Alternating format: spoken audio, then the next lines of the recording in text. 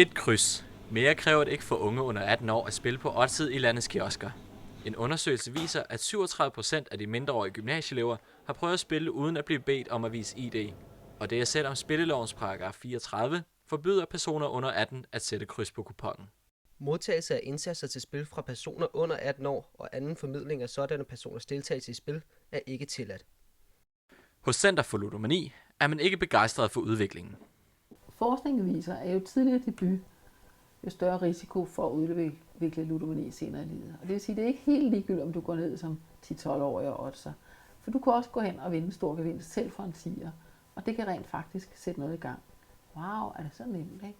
Det skal jeg sgu da prøve en gang til. Altså hjernen er sådan lavet, at så bliver det indlæret.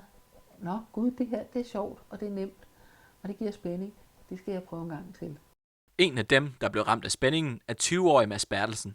Spilleriet fik konsekvenser for hans skolegang. I det, at det startede gymnasietiden, for inden jeg kom på gymnasiet, der havde jeg 11,7 i snit, og jeg faldt ned til nogle 4, mellem 4 og 5 stykker i gennemsnitlig karakter. Dansk Supermarked erkender, at der er et problem. Hvorfor har I ikke en bedre kontrol med det i butikkerne? Jamen, jeg kan kun sige, at det bør vi have. Altså, det må selvfølgelig ikke kunne forekomme.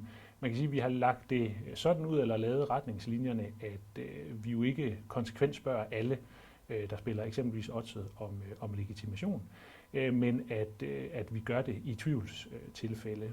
Vi har mere om den historie i aften kl. 20 på TV2.